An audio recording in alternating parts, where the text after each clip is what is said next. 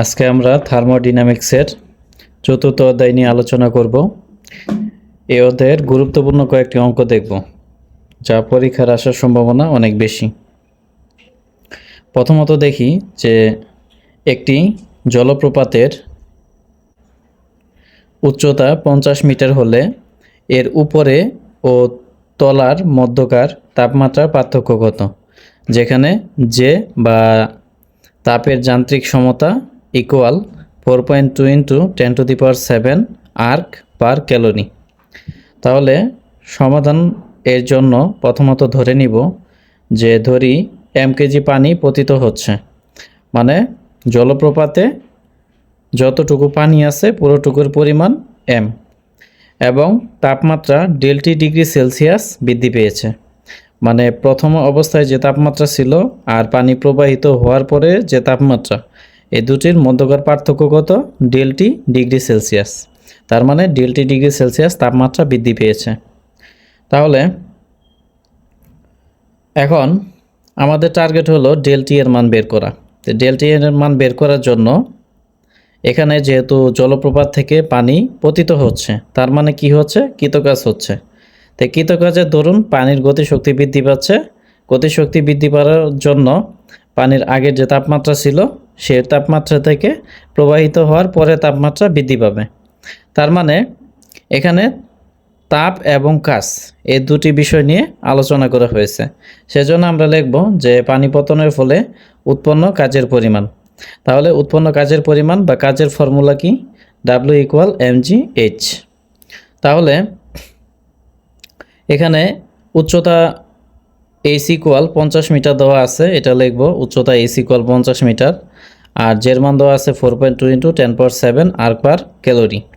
তাহলে J = 4.2 into 10⁻⁷ arc পার calorie. এখন arc থেকে আমরা সরাসরি জুলে নিব। তাহলে আমরা জানি 1 জুল = 10⁻⁷ আর্ক। তার মানে আর্ক থেকে জুলে কনভার্ট করতে গেলে 4.2 ইন্টু 10⁻⁷কে 10⁻⁷ দ্বারা ভাগ করতে হবে। তাহলে এটাকে 10⁻⁷ দ্বারা ভাগ করলে 4.2 আসবে।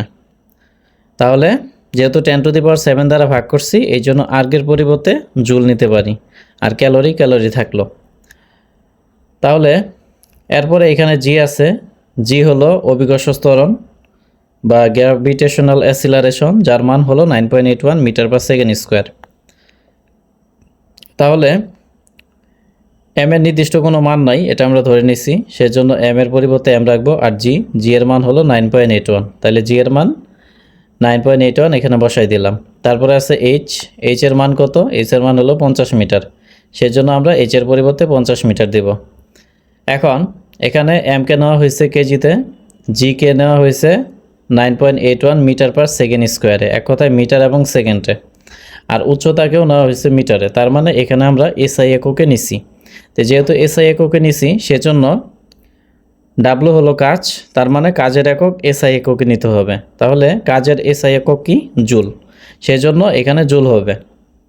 তাহলে এখানে এম নিলাম, আর 9.81 ইন্টু 15, এটা হিসাব করলে 490.5 আসবে। তাহলে 9.81 আর 50 এই দুইটা হিসাব করলে 490.5, আর এখানে এম নিলাম, আর যেহেতু এখানে প্রত্যেকটা এসআই এককে নিছি, সেজন্য কাজের এসআই একক কি? জুল। তারপরে এখন আমরা তাপের পরিমাণ বের করব। তাহলে তাপের পরিমাণের সূত্র কি? H = ms∆T। আমরা মনে রাখব যে এই ধরনের অঙ্ক করার ক্ষেত্রে কাজকে জুলে রাখব এবং তাপকে ক্যালোরিতে রাখব।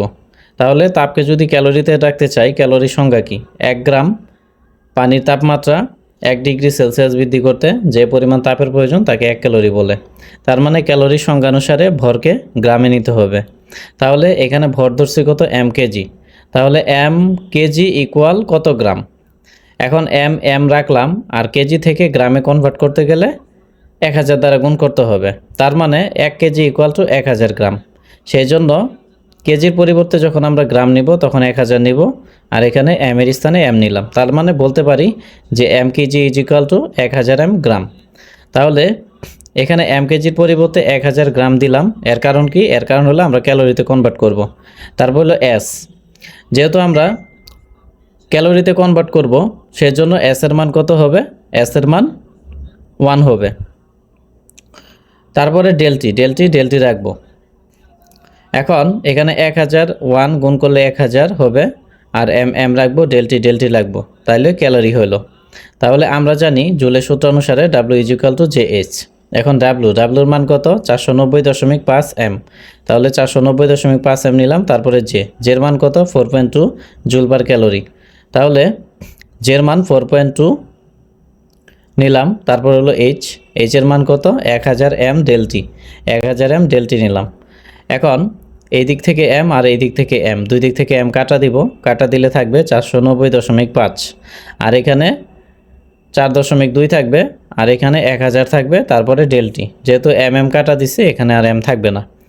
তাহলে এখন আমরা ডান পক্ষকে বাম পক্ষে নিব আর বাম পক্ষকে ডান পক্ষে নিব। কারণ কি? কারণ হলো আমাদের ডেলটির মান বের করতে হবে, সেজন্য পক্ষান্তর করলাম।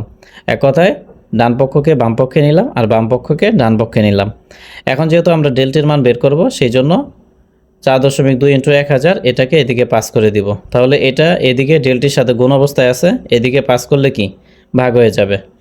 তার মানে 4.2 ইন্টু 1000 এটা এদিকে পাস করলে ভাগ হয়ে যাবে। তাহলে এটা ক্যালকুলেশন করলে 0.117 আসবে। তাহলে আমরা বলতেই পারি যে delta T is equal to 0.117 degree Celsius. আচ্ছা, এখন আমরা আরেকটি অঙ্ক দেখব। অঙ্কটি হলো যে একটি চক্রে 4টি প্রক্রিয়া আছে, যার তাপ স্থানান্তরগুলো হলো যথাক্রমে 80 কিলোজুল, -60 কিলোজুল, -24 কিলোজুল, +12 কিলোজুল। এখন বলছে যে নিউটন মিটারে কাজের পরিমাণ নির্ণয় করো।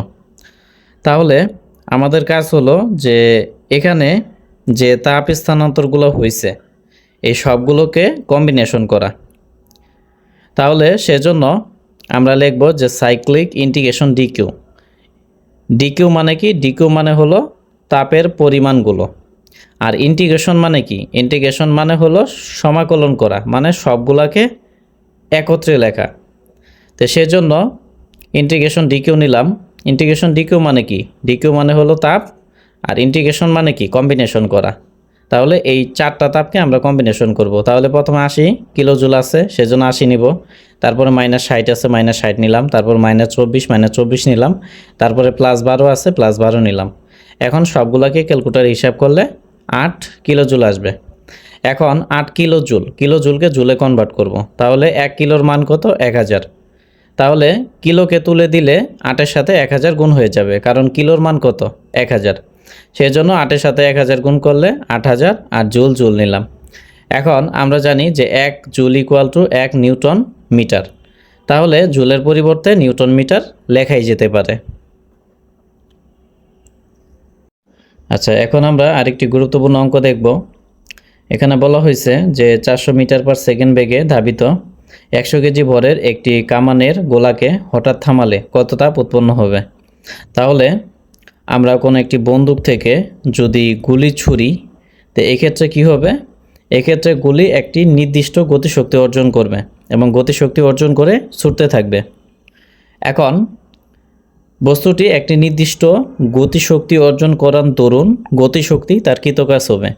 আমরা জানি যে কোনো বস্তু তার গতির জন্য কাজ করার যে সামর্থ্য লাভ করে তাকে তার কৃতকাজ বলে। তার মানে এক্ষেত্রে গতিশক্তি কৃতকাজ হচ্ছে। সেজন্য আমরা লিখব যে কামানের গোলাকে থামাতে প্রয়োজনীয় গতিশক্তি কৃতকাজ হবে। তাহলে কৃতকাজ W = ½ mv²। তাহলে এম কি? এম হলো ভর। এখানে ভর কত আছে? 100 কেজি। তাহলে আমরা লিখব যে এখানে এম বা ভর ইকুয়াল 100 কেজি। তারপরে ভি মানে ভেলোসিটি বা বেগ। এখানে বেগ আছে কত? 400 মিটার পার সেকেন্ড। তাহলে ভেলোসিটি ভি ইকুয়াল লিখব 400 মিটার পার সেকেন্ড। তাহলে হাফ দিলাম এম এর মান হলো 100 দিলাম, আর ভেলোসিটি বা ভি এটা হলো 400। ভেলোসিটি বা ভি এর মান 400 নিলাম, স্কোয়ার নিলাম। তাহলে এটা ক্যালকুলেশন করলে 8 × 10⁶ আসবে। এখন এখানে আমরা ভরের এককে কেজিতে নিচ্ছি, দৈর্ঘ্যের এককে মিটারে নিচ্ছি, তার মানে এসআই এককে নিচ্ছি। সেজন্য কাজের একক কি? এসআই এককে নিব। তাহলে কাজের এসআই একক কি? জুল। সেজন্য এখানে জুলে নিলাম। এখন আমাদের ম্যানুয়ালি টার্গেট হলো যে কি পরিমাণ তাপ উৎপন্ন হয়েছে সেটা বের করা। তো সেটার জন্য আমরা জুলের সূত্রের সাহায্য নিব। জুলের সূত্রটি কি? W = JQ। তাহলে যেহেতু আমাদের টার্গেট কিউ এর মান বের করা, তাহলে ধরলাম যে এখানে কিউ আছে আর জেকে এইদিকে পাস করলে ভাগ হয়ে যাবে। তার মানে যদি কিউ এর মান বের করি, জেকে এদিকে পাস করব, জে কিউ এর সাথে গুণ অবস্থায় আছে, তাহলে জেকে এদিকে পাস করলে ভাগ হয়ে যাবে, তার মানে W/J হয়ে যাবে। তাহলে আমরা বলতেই পারি কিউ ইকুয়াল W/J। এখন ডাব্লুর মান আমরা পাইছি 8 × 10⁶, 8 × 10⁶, আর তারপর হলো জের মান কত? জের মান আমরা জানি 4.2 জুল পার ক্যালোরি।